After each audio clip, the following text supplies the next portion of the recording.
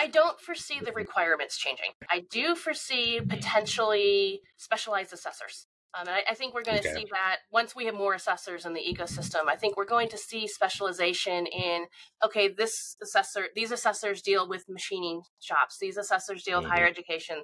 These assessors deal with the office. I think we're going to see some of that specialization. I don't think, though, that the requirements are going to change.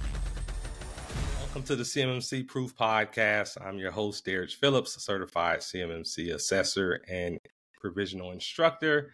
Today, I'm thrilled to have Laura Raderman joining us today on the podcast, sharing some of her invaluable insights related to CMMC compliance in the university space. Welcome, Laura. Thank you. And I'm also a CMMC certified assessor. So we're going to have to get into that. Part of the elite crew of assessors. So, Laura, how's your day going? It is going very well. It's cold outside. I don't know if Texas has warmed up yet, but we're still cold. Actually, it did warm up a little day. I think it's in the 50s, but we dropped down to the other day where it was 11 degrees. So it gets pretty cold. Had a little snow, about a half inch of snow. that was cool. My kids got to play in it, do some snow angels. They enjoyed it. Yeah. Did y'all get any snow? Yeah, we got about 2.5, 3 inches, but it was in the negatives. So we had 4 degrees Fahrenheit. They canceled school the last 2 days. The kids just went to school today. And we're expecting 4 to 6 inches tonight. So my kid might go to school one day this week. So get some. I tell my wife, get bonus days with the kids. Indeed. So, Laura, I know you are the team lead policy and compliance coordinator at Carnegie Mellon University, very prestigious university. Just start off by telling us how you got started in cybersecurity. I actually started as a developer and a Unix system administrator when I was in school. Then I went to work for Foundstone as a penetration tester. And so I was doing consulting for lots of clients, also teaching the Unix hacking class, so how to break into Unix systems. And then I started working for a very small company called Gemini Security Solutions outside of the DC area. And I worked with them for 13 years. Wow. Okay. And we did general consulting. The strength of the company was for PKI. So we did a lot of work with the Federal Bridge. There's a bridge CA for pharmaceutical companies. And we did those. We worked on that as well. And we also did third-party risk assessments for a lot of our clients. My husband likes to tease me that I could probably write a book called Data Centers of the World, but I couldn't share it with anybody. I enjoyed it, but the company was bought out, and I did not like the new owners, so I started looking around. I've always been interested in law and legal regulations and such. And so in addition to third-party risk, we did a lot of general risk management. CMU was hiring for a policy and compliance. And it's like, okay, I'll try this. It's kind of a different situation because my first graduate degree is from Carnegie Mellon as well. So it's kind of a coming home type environment. Full circle. Yeah. It is. That's awesome. It appears you have a deep technical expertise as far as once you get into pen testing and developing. Yeah, don't ask me to pen test now. A little rusty. Yeah. Let's say it's like riding a bike. You'll be able to chop back on and get back into it. Now, when you're not doing cybersecurity, compliance, policy stuff, what do you like to do for fun? So for fun, I actually do cross-stitch needlework. And so I really like big projects. I'm working on one now that's probably going to take me 5 or 6 years to finish. Whoa, that's quite the commitment. It is. I just stick my headphones in, get an audiobook from the library, and just go to town on the needlework. During the school year, I'm a Girl Scout volunteer as well. So especially right now, it's cookie season for us. So it's all cookies all the time, and it will be until the end of March. They're pretty competitive with selling those cookies. They are, yes. But I'm a leader, so I have 7th grade and 8th grade girls. I got 6 of them. I'm also our service unit manager, so it's kind of a leader of leaders, for lack of a better word, for our local area. And during cookie season, I am a cookie cupboard. So I have about 1,200 cases of Girl Scout cookies that go through my garage in a season. Wow. Cookie cupboard. That Yeah. sounds pretty A little cool. local warehouse for Right. leaders to come pick up more cookies. So Wow. Now back into compliance. So we know with CMMC world, it is quite an interesting adventure. Keeps us on our toes. What was your initial response to reading the CMMC Proposed Rule? What were your thoughts and some key takeaways? There's too many typos in it for something that was supposed to be published. There's a lot of cut and paste and typos in it that I found and that are very confusing, which are going to go into my comments, obviously. But nothing was really surprising because of the leaked guidance documents back in September, I think, October. Right. It's not too different. There's things that we obviously, as a university, we don't like in the changes. So like the security protection data, what do we need to consider as part of this? How are we going to deal with this? Are we going to have to buy a separate FedRAMP instance of whatever service? So we don't particularly like that. I understand from the security perspective why that is part of the requirements, but it seriously increases costs for not just universities, for everybody. Right, significantly. Yeah, I agree. That's one of the big ones. And then also the DoD memo that came out related to the FedRAMP equivalency. That's another. So we got to hit the double whammy. Yeah, and I don't think the left hand talked to the right hand on those two, because there is an equivalency description in the CMMC ruling that doesn't match with the memo. So I'm waiting to kind of see how that falls out and what the actual environment will be. Yeah, that is a problem. Now, the CMMC Proof Podcast, we really focus on kind of servicing universities, especially those academic research universities who have DoD contracts. Can you talk to us about some of the unique challenges that research universities face with trying to comply with CMMC or 80171 or any other the compliance requirement? I think the biggest challenge that we have with any compliance requirement is the changing culture from wide open research to now we have to keep things confidential. And just a lot of the researchers, their goal is to further scientific knowledge. They share data, they share information, they peer review, and they share data for peer review. And just that fundamental culture of sharing is being changed by many of these requirements. And we've run into a lot of issues. It's like, well, why do I have to do that? I'm going to publish this. What is this? I'm going to publish this. Why is this private? And so for us, that's been the biggest culture. The second has been, historically, our network is so open that it's wide open. Up until August, we had 2 public Class B IP spaces. And my laptop sitting on the network on campus was a publicly routable IP address. We just in the last year moved to network address translation. And so we have a lot of folks who are used to that. And we had a lot of complaints when we natted things, because obviously we well, I need to get access to this. I need to do this. So there's a lot to work through there, but we very much are an open environment. And having to meet some of these compliance requirements is very different, especially on the research side. On the administrative side, so like our financial aid, our finance department, things like that. HR. Right. It's not as big of an ask, because these are not folks that are used to the sharing that researchers are. It applies in both places. Exactly. I was just reading an article this morning where the Canadian government, they're cutting back, requiring the research universities to essentially ban research partners like Russia, China, government stepping in, saying, no, you can't share anymore, especially these countries on this list. We are leaders in a lot of areas of research. AI is one of the big ones. And the professors and faculty that are doing this research have a lot of leeway to do what they want to do and need to do their research. They don't necessarily need permission to work with somebody in Russia. And they don't generally ask. Don't need it and don't ask. And so it's very much, they're very independent, and they expect to continue like that. And trying to apply these requirements to them Some of them chafe at it. In your role as policy and compliance coordinator, how do you tackle culture changes and make it more digestible for the researchers? So if you think of my position as a consultant, really, so I consult with our competing services, I consult with our research office and consult with researchers on what they can do. And what I really try to focus on is how this helps them, right? And it takes varying capabilities, like, well, if you want this money, you're going to have to do this, all the way to what happens if somebody edits your data and changes the integrity of your data?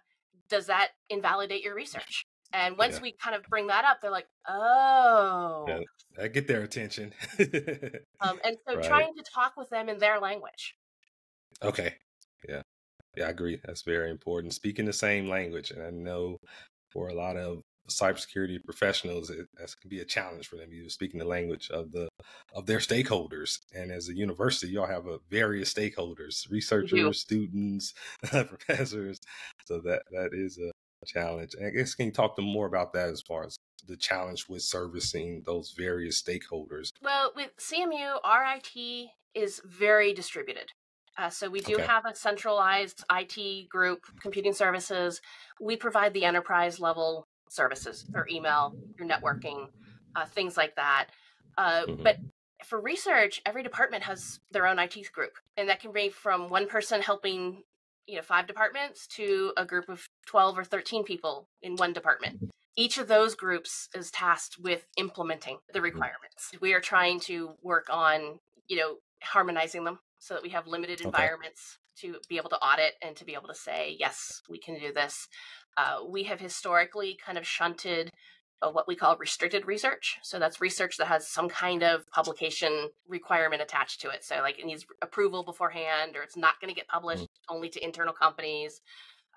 We have all kind of shunted that to our National Engineering and Robotics Consortium, or NREC. The problem is like we're starting to see a lot of research in the psychology department that is having CMMC requirements. Those departments don't talk to each other necessarily. And we don't have the internal funding model to be able to pay for it, basically. It's very much that distributed environment is its own challenge. And so I work with each distributed environment. I try to put people together. It's like, hey, did you know that so-and-so over in this department is doing that already? Are you, might want to talk to them. And so it's a lot of relationship building. Absolutely. Yeah, that goes a long way. Have to talk to each other. Just because you're on the same campus, though, you can't automatically assume that people are talking to each other. So I know you mentioned that you are a certified CMMC assessor. What was your inspiration or motivation to follow that path, first getting your CCP, then CCA, and how has it benefited you in your role? I've already got a CISSP. I've had one for years. A CISA. Internally, we have goals for professional development, just to continually increase our education. And back in 2016, when the DFARS clause first started appearing in contract, they came to me and said, hey, what is this? And I was like, oh, okay, this is interesting. So I dove down the DFARS 7012 and the 800-171 rabbit hole. And when the CCP and CCA classes became available, we're looking at these requirements. It's like, well, if I knew how to audit them, I could help people implement them. Exactly. And so I'd be able to say, this would not fly with an auditor, or this, yes, an auditor would accept this. Maybe you should document this better, or, things like that. So having that knowledge, and I've done IT audit in the past, so apply it in this space, having those certifications is able to say, hey, I know what I'm talking about. I know how I can help you.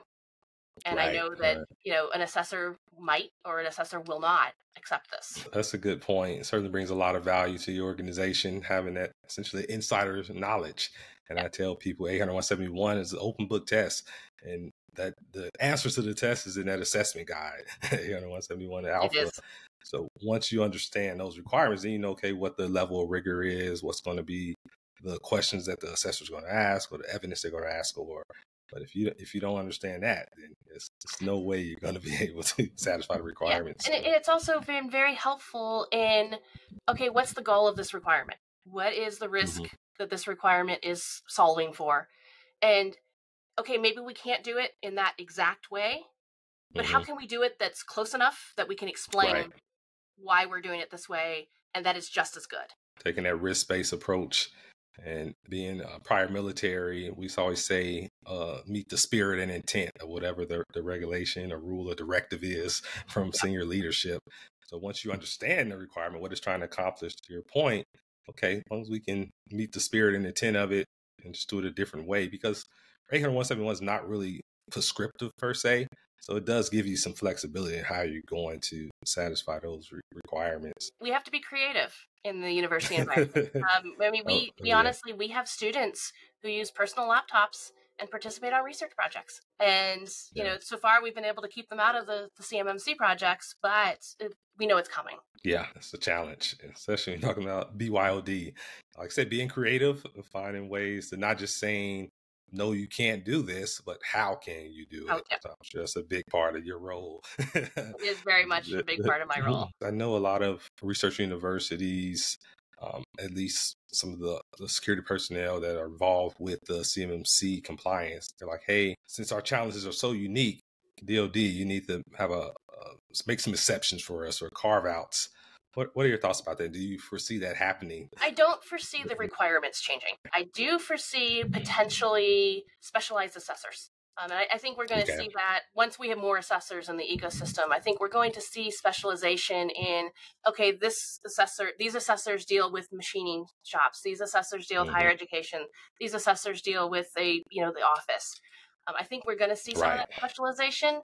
I don't think, though, that the requirements are going to change. Yeah, that makes a lot of sense. I agree. Because in reality, the DOD can't do that because ultimately they're saying we want to protect the CUI, the confidentiality. So it doesn't matter what systems it's on outside of the federal government. Still, the requirements follow the CUI. So I totally agree. But I think having the assessors that either have worked with or worked in higher education to understand those challenges and why certain decisions might have been made, and having that background knowledge before an assessment. Obviously, if you came in to assess us, we can explain to you, here's why we made these choices, here's why we made these decisions, but we have to give you so much background knowledge that we're going to spend more money on an assessment, we're going to spend more time. Having the assessors that have that background knowledge, I think, is going to be a benefit to everybody. I agree. And that really is my focus as an assessor, and ultimately Aspire Cyber Plan is becoming a C3PO. So we're going through that process now. But we really want to specialize in the higher ed space just because I know it's so nuanced, so much context is going to be required. So to be able to specialize in that area versus one day doing manufacturing, next day doing a startup, next day doing, it just really makes it more complex. And like you say, it really extends the length of the assessment if you don't have that. It does. expertise. And it also, high performance computing is not something that's generally seen outside of higher education. It exists, but high performance computing is its own specialty, and you can't really put an antivirus on an HPC. It just, you will completely destroy the performance of that system and that the whole purpose it was built. Little nuances like that you're not going to see in a lot of companies.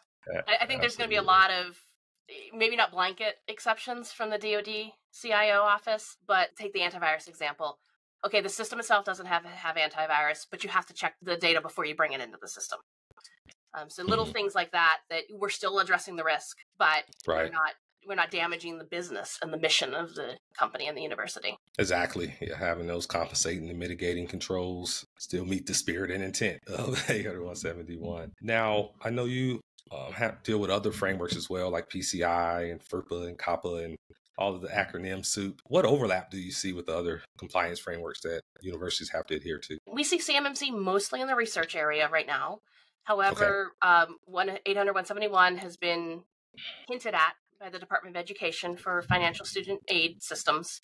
So all of the systems that calculate how much money folks are going to get, what grants, what merit aid, that type of thing. And so those systems are already subject to the FTC safeguards because of financial aid systems.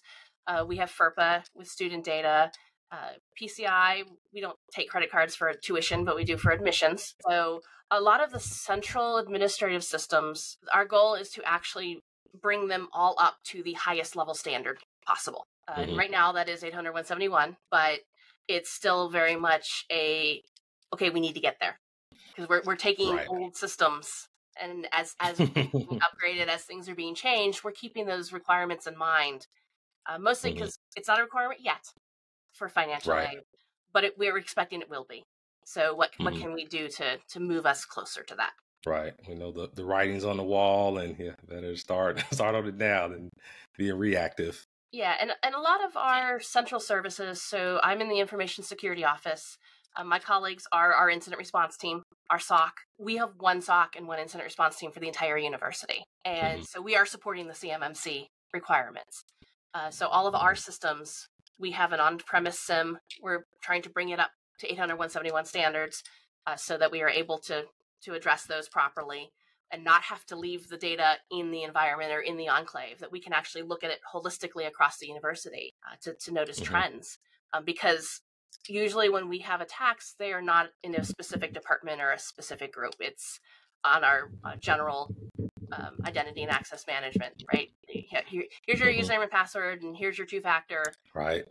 So being able to see across all those environments is really necessary for our SOC and our IR team to address those issues. Now, what are your thoughts with like, say, smaller universities where, and maybe some larger universities are outsourcing their SOC and other incident response? How do you think that ties into CMMC, especially now we know with the FedRAMP equivalency directive? Yeah, with the FedRAMP equivalency, I think it's going to depend on where that data is stored, right? It's really, the federal government is basically pushing everybody to a FedRAMP version. Which is usually more expensive than the standard offering. What we're seeing a lot in the new CMMC rule, a lot of major changes for people that are helping you, your managed service providers, those MSPs, your MSSPs, your ESPs. All of a sudden, these groups now have to have a CMMC certification as well. And some of them have said, we're not going to. And some of them have said, oh, we're changing our business model so that we don't have to. Exactly. And I think that's going to have to play out. Because universities are not the only groups that are using these services. Yeah, I had a prospective client, contact me last week, and he mentioned that, and he's a defense contractor. He said that his current MSP told him, like, hey, we're not going to get CMMC level 2, so I suggest you find another MSP. So you can imagine, a lot of defense contractors going to be in that same position.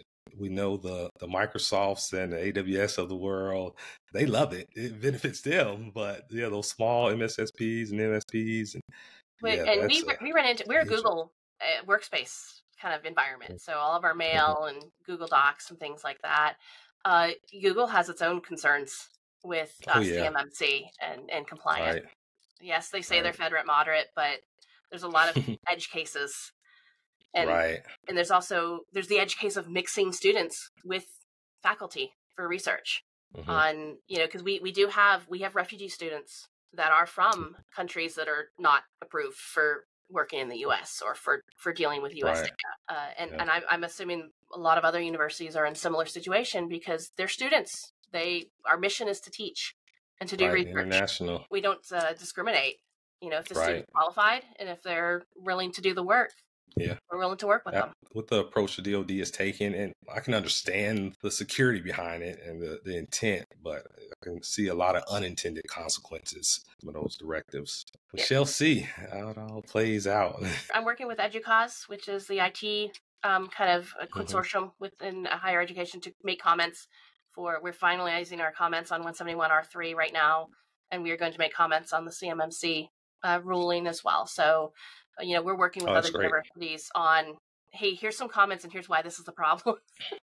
Exactly. Pointing out those blind spots when it comes to legislation and just regulations. They mean well a lot of times, but the unintended consequences and all the different various use cases can really spiral out of control quickly. We're dealing with NSPM 33 right now, which is for general research. So this is going to apply to any research that is done on a federal grant or contract, so not just DoD. And a lot of federal money comes from the NSF and NIH for research, just in general. And the NSPM 33 is basically the FAR's basic safeguarding clause. They've taken the language straight from the FAR's clause, but what they haven't done that CMMC has now done is say you have to use 171A to assess yourself against these requirements, right? Because if you read just the requirements, you get a completely different set of requirements than if you read the assessment objectives. Exactly. Yeah. Certainly work with clients, but they're like, yeah, we completed our gap assessment. Okay. What did you use? 800, 171. Okay. I automatically know like you missed something. You're not compliant. If you did look at those assessment objectives, they're like assessment objectives. What are those? Yep. Yeah. You have to have them. It makes a big difference. And I've noticed that in 171A R3, a lot of the documentation requirements are missing. And I say missing because you can't assess them without something being defined. Nobody is defining them, not even the federal government. It's right. So that's one of our comments, is that we need to be able to assess this on ourselves and be clear that here's what we're being assessed against. Absolutely. You mentioned earlier about enclaves, like the CUI enclaves. Can you talk more about the benefits of universities using enclaves versus other options to satisfy CMMC requirements? Yeah, so the enclaves actually lets us reduce the scope. We generally have big sprawling networks. We have collaboration networks with sharing with universities, other groups, other research facilities that aren't universities, and being able to use the enclave to reduce our scope while letting the students still do their thing, letting the teaching faculty do their thing, right? We have a cybersecurity program. There are teachers who put intentionally vulnerable systems on our network for the students to play with. And so, you can't do that under CMMC. And so, being able to kind of segment when it's needed for 800, 171 and CMMC versus letting everybody else who doesn't have to worry about it still have that open and free communication and sharing. Right. Prior to starting Aspire Cyber, I worked for Bank of America doing third-party risk assessments, and that was always the key as far as reduce that scope as much as possible. That's what I would try to tell those vendors, because being able to reduce the scope, you're going to reduce the number of systems that have to meet those requirements. Certainly, if you're talking about CMMC, CUI within the university environment and it being so distributed, you have to segment and reduce the scope.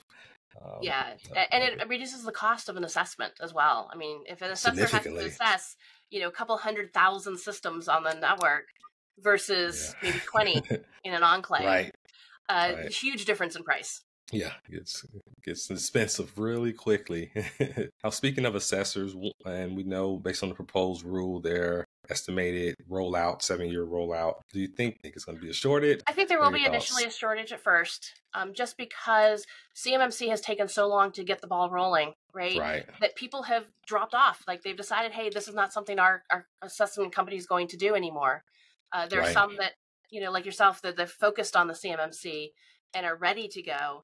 But you also have a lot of people like myself working for an OSC or an OSA, getting the CCP to help our own companies, not to do assessment. And so you have to take those numbers with a little bit of fudge.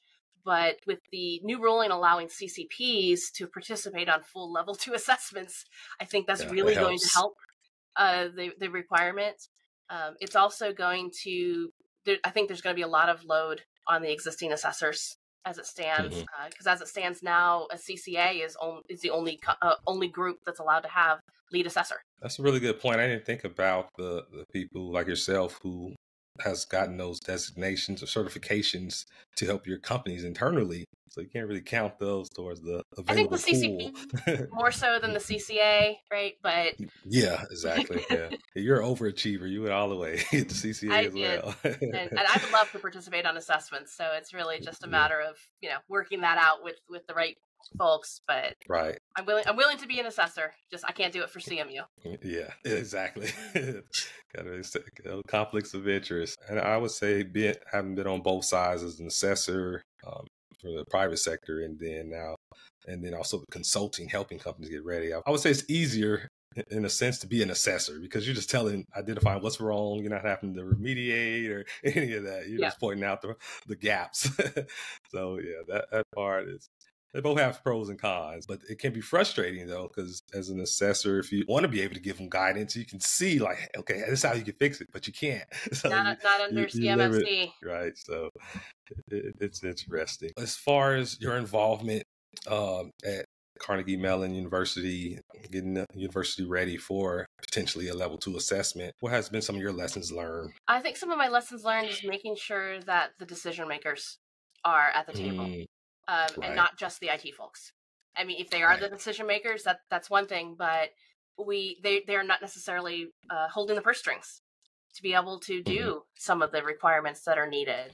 And so making sure that the decision makers are part of the conversation, maybe not every meeting, right, but are aware of what's going on, what's going to happen, and what some of the pros and cons of different options are, because they are the ones that are ultimately going to pay for it out of their budget, out of a central budget, whatever the case is. And so making sure that they are very aware of what's going on.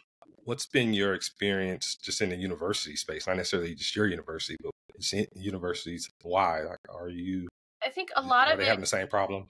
They are. And a lot of it is, where is this going to sit? Who is going to be in charge of this?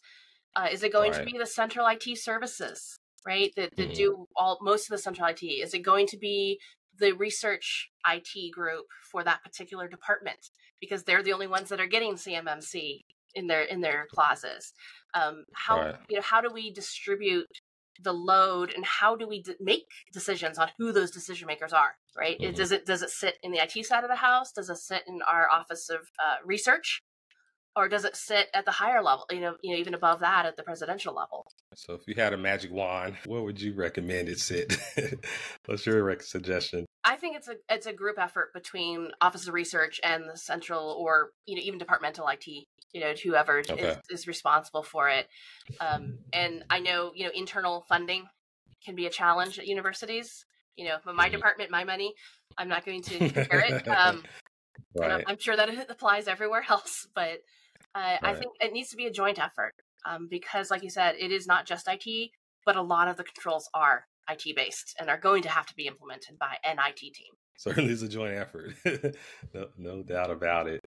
Now, in terms of we talked about other compliance frameworks, is CMMC more rigorous than PCI?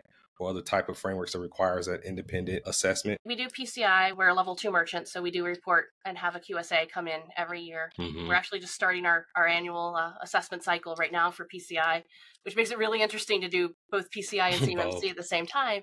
Got your hands full. They're both They're both rigorous in different ways, right? PCI says your password is going to be 12 characters, and you are going to change it every 90 days. Whereas CMMC says you need password policy. And so some groups are going to find PCI easier because it says, okay, I have to do this. Let me do this. Whereas CMMC, they're going to have to make decisions on how they want to do that and document it. The documentation requirements on PCI are not quite as strict. Early on in my career, I worked for G6 Hospitality, which is the corporate office for all of the Motel 6 hotels. And I think they're tier 1 merchant for PCI, millions of credit card transactions per year. And it seemed like their QSA lived at our office. Thought they were an employee, they stayed there. It was just always something PCI related. So from that perspective, and at that level, a tier 1 merchant, it was pretty extensive. But to your point, the documentation requires nowhere near as what CMMC requires. Both are rigorous, but in different ways. And I think PCI is easier to reduce your scope. There's a lot of options for reducing scope, where CMMC really doesn't have very many. You're right. You have to redesign your business processes to reduce your scope. Whereas with PCI, you could just buy a new technology and it's reduced your scope. And they give guidance too, as far as how to reduce that scope and tokenization and other options like that. Recently, I've been working with clients on getting them ready for ISO audits and SOC 2. Those pale in comparison to the level of rigor that CMMC level 2 is at least proposing. It's significantly more. I just went through an ISO audit and I was like, oh, that was a breeze compared to what the CMMC is going to be. With great opportunity comes great decisions, right? You have this freedom with CMMC, but now you have to document it and why you did it that way. And the PCI 4.0 is bringing that in, with 4.0 and the ability to have the not the defined controls, but the other option where you basically have a risk assessment and say, we're doing this and here's why. So PCI is starting to allow that. And I think larger organizations that have a very well-run compliance office and are very well-run IT are going to be able to take advantage of that and be able to say, oh, here's how we're protecting it. We're protecting it using CMMC. Yeah, it should be all interesting how it plays out. We'll know for us GRC professionals, definitely some job security there. There is. No shortage. Yeah. I fought for, I think, about a year and a half to get a position under me to help, because up until August, I was the GRC team. Wow. So happy you got some reinforcements now. Yeah, there's no shortage of work that needs to be done. We have a large international presence as well. We have a campus in Rwanda, in Africa. A lot of our students are international students from all over the world. And so we have to deal with international compliance requirements as well. Wow. Oh, yeah. I can't forget about those. So you got your GDPR and the long list. Just in my experience, I know a lot of people professionals who have that technical expertise, the pen testers and app developers and so forth. A lot of them don't like the compliance stuff. So it is kind of unique that you have both skill sets. You really enjoy the digging into the weeds with the policies and compliance. It takes a special person to read the Federal Register. And I will say that most technical folks are like, get that away from me. I don't want to talk about that. Right. Whereas I'm like, okay, hand it over. I'll read it and tell you what it says. Exactly. Yeah, that's been my experience. Techies like, no, I want no parts of that. It comes in handy for solutioning, right? So, you know, it's like, hey, you know, when I was a Unix admin, we did this, and I think it would work in this situation. Yeah. Right. So you can kind of bring that experience to say, well, did we try this? Maybe that's not the right solution for that environment, but having that experience lets you say, can we try this? Will this work? Yeah, it's definitely a valuable experience to have, and makes you, good skill set to have it. You have that diverse skill set, which is great. I know you mentioned you say you do work with EduCause, and I also know you do work with RR COP. Can you talk about some of the projects you're working on with those organizations and just how they serve the research community? Yeah, so EduCause is kind of a consortium of all the IT staff in universities. EduCause actually runs the .edu domain as a domain controller.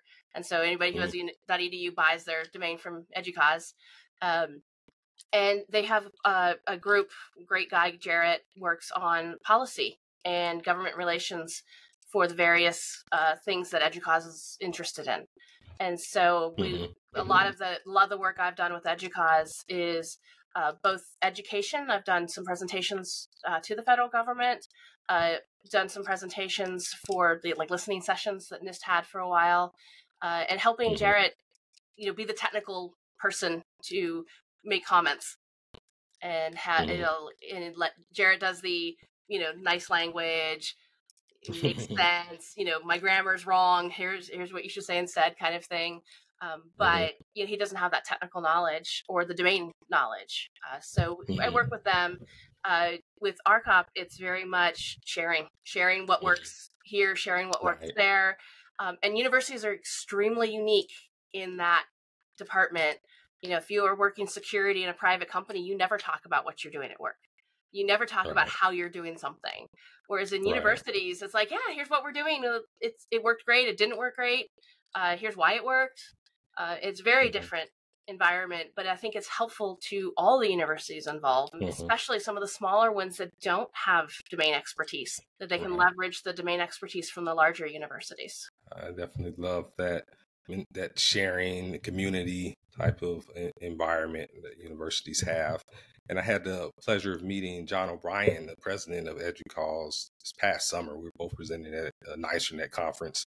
Really nice guy. Some great work in education field. So as far as technology, emerging technology that you're excited about, which technology comes to mind? I'm going to take the non-AI route.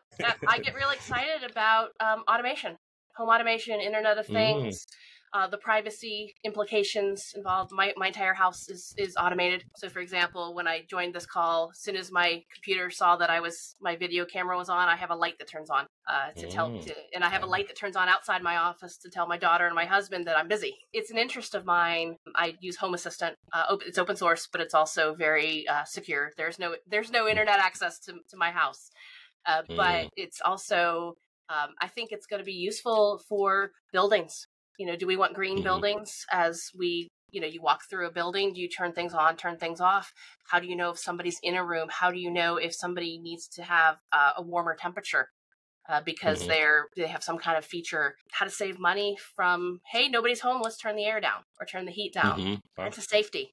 It's like, okay, who's at my front porch? I can look at the camera first. As far as the smart homes and the technology behind it. Yeah. I try to avoid the Wi-Fi stuff, partially because there's enough Wi-Fi things going on in the neighborhood that interference is an issue. So most of my equipment is actually Z-Wave, which is a 900 megahertz technology. Okay. Yeah. Very cool. Automation. I like it. I have a 2-year-old and a 4-year-old. See, if I had that fancy light outside my office that you have, I don't think they'll pay much attention to it. We use it for because my daughter's turning 13 on Monday, and we use it for online time. And I can log into the equipment and see how long her devices have been online. And if it's over a certain time, I can turn it off. It's like you can't connect to wireless. Sorry. Use the technology for your benefit and make the most of it. That's great. My husband has said no. His office does not have any switches, automation, nothing. So that's his little hidey hole, but he puts up with it in the rest of the house. So you can't kick your husband off the internet, his devices. You could. As far as the target audience for this podcast, it's going to be those security professionals at universities that are in the trenches trying to figure out this compliance, and especially CMMC. What advice would you have for those professionals who are really struggling, trying to grasp the CMMC requirements? Join the communities. Join EDUCAUSE 171 working group. Join RCOP. Start talking to people. Get in touch with a similar size university or a similarly staffed university and say, how did they do it? Work together to find the solutions. And also within your own university, look outside of your IT and security and compliance groups. A lot of professors are doing research in the cybersecurity area, and some of them might have genius ideas to solve some of your problems. And so definitely take advantage of the resources available to you, especially the ones in higher education, which are all free. Yeah, I think that's great advice. And then also think about some of the students that are in those cybersecurity programs. They're looking for experience and willing to help in ways where you can leverage their lease labor, have them reviewing policies or help you draft policies or anything like that. Just give them some hands-on experience. That can also help supplement. If you have like an executive program, you have students who are in the real world at other companies. Right. Definitely take advantage of that. Great advice. Absolutely. What's something that you know now that you wish you knew earlier in your career? In my career, you don't have to do everything. That it's okay to let some things either not happen or say no to certain things, that you don't have to do everything. Protect your own sanity, mental and physical health, because you're never going to finish the job.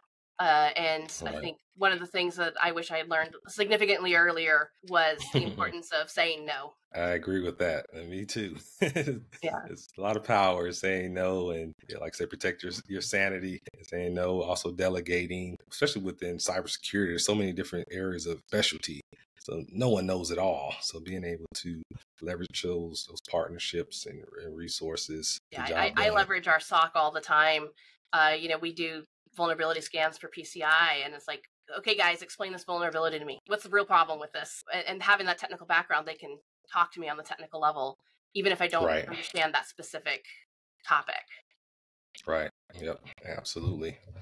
Well, Laura, it's been great speaking with you today. You've given us a lot of great insights into just your world at CMU, and just giving us insights as far as CMMC and other frameworks. I really appreciate your time. So as we wrap up this interview, the question is coming about your favorite book or movie that has had a profound impact on your life, whether personal or professionally. The key is has impacted me in some way. Not my favorite, but Getting Things Done by David Allen provides a framework for getting everything out of your head. And yes, you might not do all those things that were in your head, but being able to organize it and being able to help you decide what's the priority and what's the big decision making. My favorite's Lord of the Rings, but that's Lord of the Rings. All right, cool. We get a fiction and a non-fiction. Okay, I can't say it's really impacted my life in any way. So it sparked your creativity or just imagination. Awesome. Before I let you go, do you have any parting words you want to leave with the audience? I think it's just dig in, read the documents. It's really important to read what you're trying to do.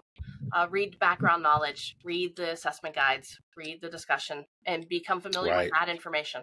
Right. Yeah. Embrace all of the reading that you're going to have to do to understand. GRC is general reading comprehension. Exactly. No way around it. Absolutely. Well, thank you, Laura, and I'm looking forward to learning more from you in this space, and you're doing great things, and hopefully we get to serve on an assessment team one day together. If you receive value from this episode, I invite you to subscribe and like so that you're the first to know when we release new episodes. Also check out CMMCproof.com to learn more about the arsenal of resources that we provide to equip you to conquer CMMC. We'll see you next time.